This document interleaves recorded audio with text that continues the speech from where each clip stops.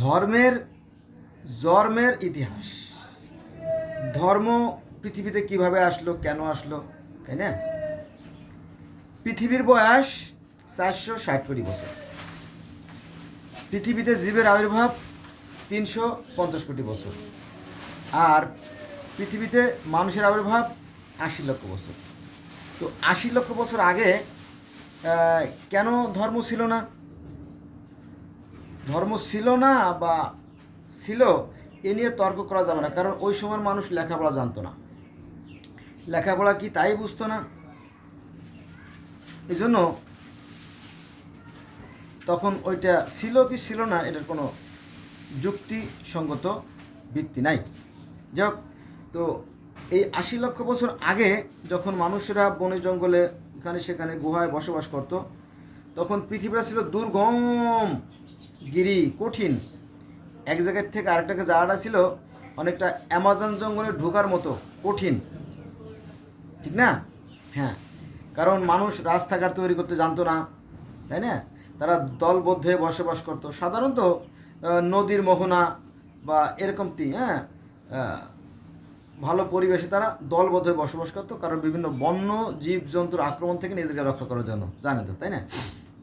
আর তারা আমাদের মতো পোলাও, বিরিয়ানি, কালিয়া কোপ্তা, এগুলো মুরগির চাপ, খাসির চাপ, গরুর চাপ খেত না। তাদের কাজ ছিল পশুপালন। পশু এক এলাকায় পশুপালন করতো, আর সেখান থেকে অন্যত্র স্থানান্তর করতো। এইভাবে ছিল তাদের জীবন। এই জন্য এই যে ম্যাপ, নকশা, জমির যে নকশা, দাল্লে পর্সা, এগুলো কিছু ছিল না। একদম গোটা পৃথিবীটা ছিল একটা মাত্র ভূখণ্ড। গোটা পৃথিবীটা ছিল একটা মাত্র ভূখণ্ড। ক্লিয়ার? তো মানুষের কোনো বাদ বিচার ছিল না। যারা যেখানে মন চায় সে সেখানে করতে পারতো। আপনারা জানেন যে এই যে ফিলিস্তিন, ইসরায়েল, লেবানন, সিরিয়া, জর্দান, মিশর যে অঞ্চলটা, এখানে কিন্তু আপনার 1947 সালের আগে কোনো রাষ্ট্র ছিল না। এখানে যার যেখানে মন চাইছে সে সেখানে বিচরণ করছে, তাই না? হযরত ইব্রাহিম আলাইহিস সালাম তিনি জন্ম নিলেন কোথায়? সুমেরীয় অঞ্চলে, অর্থাৎ ইউফ্রেটিস টাইগ্রিস নদীর মধ্যবর্তী অঞ্চলে ওখানে জন্ম নিলেন। ওখান থেকে চলে আসলেন তিনি কোথায়? উনি চলে আসলেন আপনার লেবানন, সিরিয়া, জর্দান, ফিলিস্তিন, এই অঞ্চলে চলে আসলেন, ঠিক আছে? তো এখানে বসবাস শুরু করলেন। এরকম আর কি, যখন যার যেখানে সুবিধা হয়েছে সে চলে গেছে। সেই দিন আর এই দিন এক না। যাক, তো 25 লক্ষ বছর আগে, 25 লক্ষ বছর আগেও মানুষের বসবাস ছিল। এটা আপনার রাসায়নিক পরীক্ষা নিরীক্ষা এবং কার্বন টেস্টের মাধ্যমে এটি প্রমাণিত।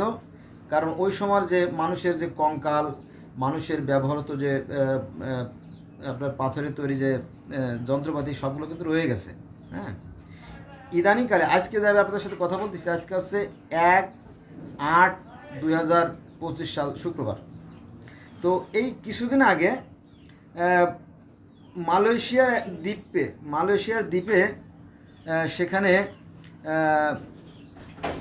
যে সমস্ত মানুষের ব্যবহৃত জিনিসপত্র পাওয়া গেছে তার পরিমাণ প্রায় 6,000-এর মতো। 6,000, বিশাল ব্যাপার, তাই না? তাদের যন্ত্রপাতি, তাদের নিত্য ব্যবহার্য জিনিসপত্র, তাদের মাথার খুলি, তাদের হাড় ইত্যাদি ইত্যাদি, এগুলো প্রমাণ করে যে 14 লক্ষ বছর আগেও মালয়েশিয়ার এই অঞ্চলে মানুষের বসবাস ছিল। তবে তারা কি খেত, তারা কি ব্যবহার করতো, সেগুলো তো না, সেগুলো তো নষ্ট হয়ে গেছে, তাই না? যাক, তারও অনেক পরে, তারও অনেক লক্ষ লক্ষ বছর পরে মানুষে কিছু একটা বোঝাতে চাইছিল, কিছু একটা বলতে চাচ্ছিল। এই জন্য তারা পাথরের গায়ে অনেক কিছু লিখে রাখছে, কিন্তু এটা তো বোঝা যায় না, পাঠ উদ্ধার করার সম্ভাবনা নাই। তো সর্বশেষ যে পাঠটা আমরা জানতে পারছি আজ থেকে 40,000 বছর আগে, মতান্তরে 20,000 বছর আগে, সেটা হচ্ছে পৃথিবীর অ্যারাউন্ড দ্য ওয়ার্ল্ড ফেমাস যে বুকস, সেটা হচ্ছে গিলগামেশের মহাগ্রন্থ, গিলগামেশ। কারণ গোটা পৃথিবীর মধ্যে প্রথম গিলগামেশের যে গ্রন্থটা, সেটা পাওয়া যায়। আর সেটা কারা, কখন এই বর্ণমালাগুলো লিখছিল, সেটারও কিন্তু আবার হদিস বলাটা বেশ কঠিন। বোঝা গেছে, অনেক জটিলতা আছে। পরবর্তীতে সময়ের পরিক্রমায় ধাপে ধাপে ধাপে ধাপে মানুষ আজকে উন্নতির চরম শিখরে আহরণ করছে। তবে কয়েকটা শ্রেণী ছাড়া, যেমন মূর্খ কিছু জাতি আছে তারা ছাড়া অন্যান্য সবাই উন্নতি লাভ করছে। যাক, তো যেটা বলছিলাম, আজকের আলোচনা হচ্ছে ধর্মের জন্ম ইতিহাস। পৃথিবীর সর্বপ্রথম ধর্ম হচ্ছে ওই যে গিলগামেশের যে ধর্ম, আর ওখানকার যে সৃষ্টিকর্তা তারা হচ্ছে আনু। আনু মানে কি? সৃষ্টিকর্তা, মানে সৃষ্টির দেবতা আনু। সৃষ্টির দেবতা আনু। এই সৃষ্টির দেবতা আনু দেবতা আরুরুকে বলিলেন, হে আরুরু, বলো যে ঈশ্বর বলেন যে তুমি মাটি দিয়ে মানুষ তৈরি করো। ক্লিয়ার?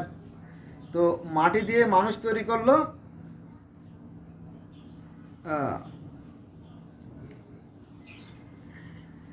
লুগাল বান্দা, আমরা লুগাল বান্দা ধরে নিলাম, লুগাল বান্দা। আর মা ছিল স্বর্গীয় দেবী নিনসাল। পিতা হচ্ছে মাটির তৈরি, যেমন আদম মাটির তৈরি, আর মা হচ্ছে স্বর্গীয় দেবী নিনসাল। এটা হচ্ছে আপনার গিলগামেশের যে কাহিনী, সেখানে বলতেছি। তো এদেরকে সৃষ্টি করলো, ও তাদের ঘরে আবার জন্ম নিল কে? গিলগামেশ।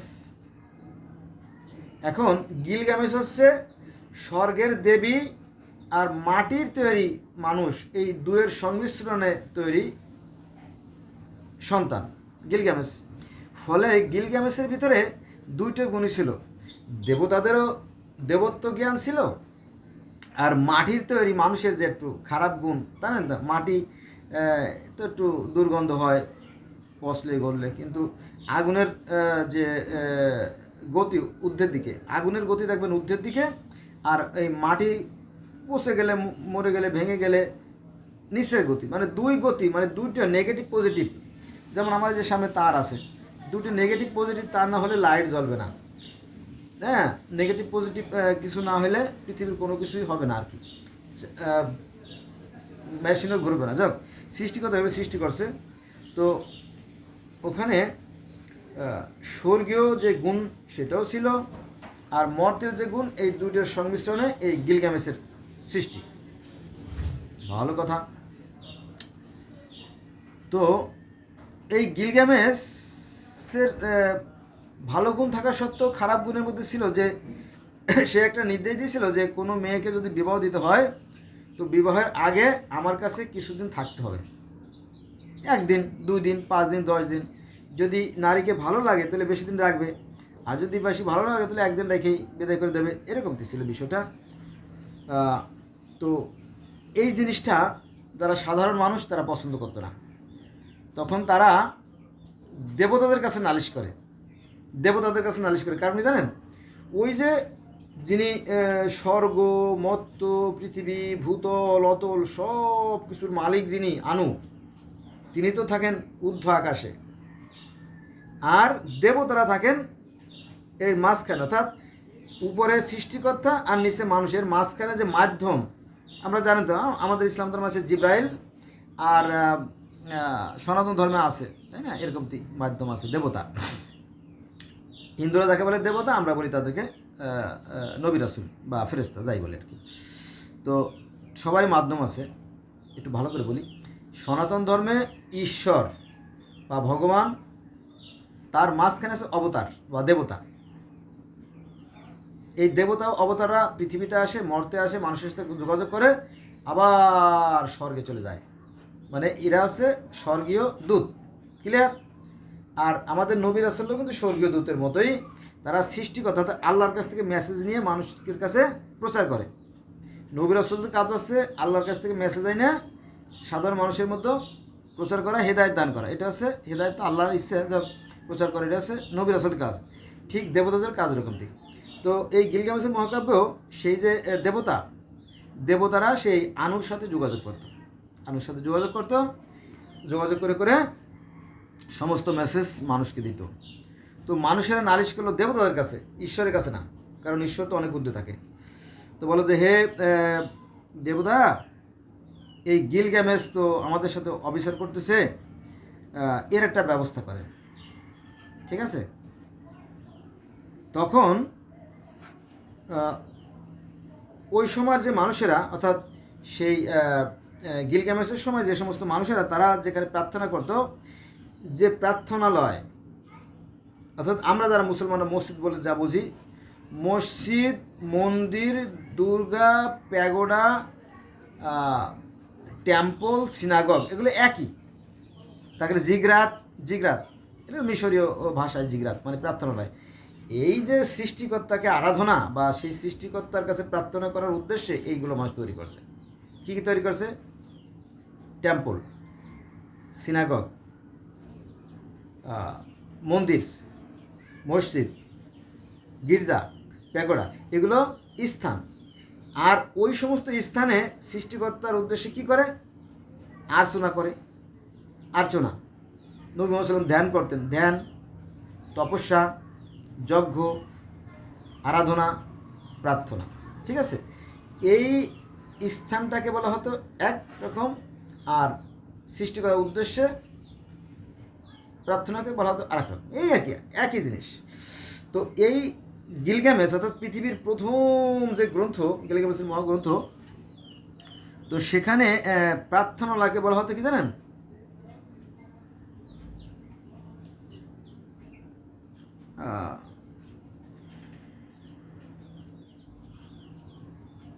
ভুলেই গেলাম। শামহাট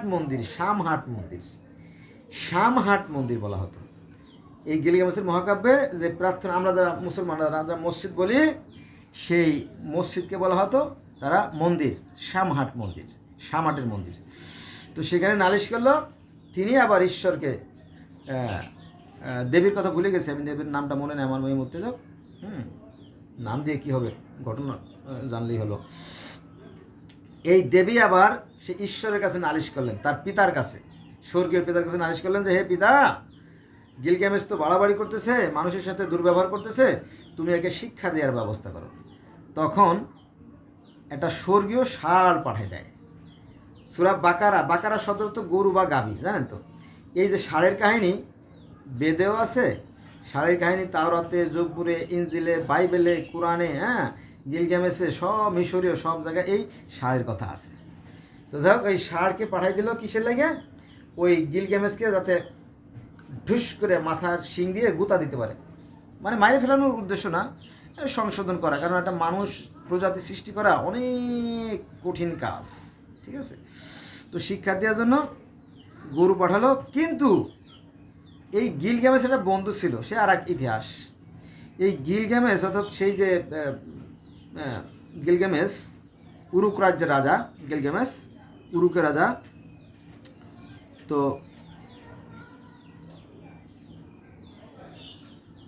তার বন্ধু ছিল এনকেদু। এই এনকেদু কী করেছে জানেন? এই এনকেদু আবার ওই গরুটাকে হত্যা করে ফেলাইছে। এই গরুটাকে হত্যা করে ফেলে তো দেবতারা অসন্তুষ্ট হয়ে গেছে। তারা গিলগামেশের অসন্তুষ্ট, পরে দেবতাদের সাথে এই গিলগামেশের একটা যুদ্ধ হয়, জানেন তো, তাই না?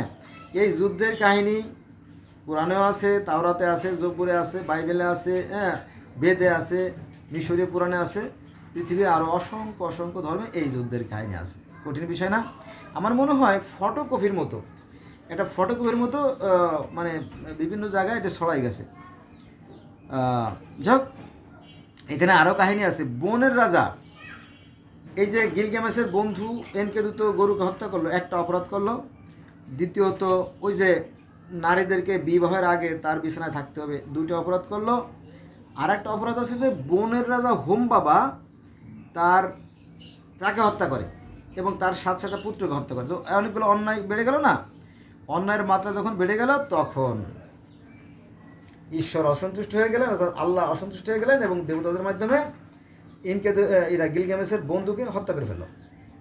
গিলগামেশের বন্ধু ছিল এনকেদু, তাকে হত্যা করে ফেললো। হত্যা করার পরে ওর তো মন খারাপ, হায় আমার বন্ধু যখন মারা গেছে আমিও মারা যাব। বন্ধুকে কীভাবে বাঁচানো যায় সেই ব্যবস্থা করার জন্য অমরত্ব কোথায় পাওয়া যায় সেই অমরত্বর সন্ধান করতে থাকে। পরে খুঁজতে পৃথিবীর এক প্রান্তে চলে যায়, দুর্গম গম্ভীর এক প্রান্তে, যেখানে যাওয়াটা মানুষের পক্ষে খুবই কষ্টসাধ্য। মানুষ যেতে পারে না, কিন্তু গিলগামেশ তো সাধারণ মানুষ নন, তার মধ্যে তো আছে দেবত্ব, কারণ তো দেবীর সন্তান। তো পরে সেখানে চলে যায়। দেবতা বলতে আমরা তাকে ফেরেশতা বুঝি বা নবী রাসূল বলতে পারেন। তো সেই দুর্গম গিরিপথ পার হয়ে, কঠিন 7 সমুদ্র 13 পার হয়ে সেই পুতনা পৃষ্টিমে দেশে চলে যান। যাওয়ার পরে বলেন যে আমাকে অমরত্ব দান করতে হবে। বলো না না না না, এটা কঠিন কাজ, তুমি পারবে না। বলো না, আমি পারবো, আমি চেষ্টা করে দেখবো। তো ঠিক আছে, তুমি 7 দিন 7 রাত না ঘুমায় থাকো। তো দেখলো যে না, সে পারে না। 2 দিন পরে ঘুমায় ক্লান্ত হয়ে গেছে। যখন সে ফিরে চলে আসতেছিল, তখন পুতনা পৃষ্ঠের স্ত্রীর খুব মায়া হলো। সে বললো যে লোকটা এত কষ্ট করে আইছে, এই জায়গা তো কেউ আসতে পারে না, কঠিন জায়গা। ও যখন আসছে, ওরে একটু অমরত্বের সন্ধান দিয়ে দাও। তখন বলো ঠিক আছে। তখন বলো তুমি গভীরে, সাগরের গভীরে ডুব দাও। তখন সাগরে পায়ে পাথর বেঁধে, পাথর বাঁধলে কি তাড়াতাড়ি নিচে যাওয়া যায় আর কি। যদি তো শরীরের মধ্যে বাতাস আছে, তাই না? আমাদের দেহের মধ্যে বাতাস আছে 65, মানে অনেক বাতাস, অক্সিজেন। তো পাথর বেঁধে নিচের দিকে চলে গেল। তারপরে জীবনলতা উদ্ধার করে নিয়ে আসে, বলো যাও এবার তুমি এটা নিয়ে যাও, এটা খেলে তুমি অমরত্ব লাভ করবে, তোমার বন্ধু অমরত্ব লাভ করবে। তখন এই জীবনলতা নিয়ে যখন প্রতিমধ্যে রওনা হয়, তখন সাপে এই জীবনলতা খেয়ে ফেলে। দেখেন যে সূরা আল বাকারায়, মানে কোরআন শরীফের সূরা আল বাকারায় এই সাপের কাহিনী আছে। এই সাপ ওই আদম হাওয়াকে খাওয়াইছিল, ওই যে মানে ফল খাওয়াইছিল অথবা গন্ধম খাওয়াইছিল, একটা কাহিনী আছে। দেখবেন যে সাপের কাহিনী আছে। সেই সাজারা আরবি শব্দ, এই সাজারাও বাকারায় আছে, এরকম কাহিনী আছে। ঠিক আছে, সেই অমরত্ব থেকে এই আদম হাওয়া বিস্তৃত হয়ে গেল, জান্নাত থেকে পৃথিবীতে চলে আসা লাগলো, এরকম তো কাহিনী আছে আর কি। তবে একটু ঘুরনো ফিরানো আর কি।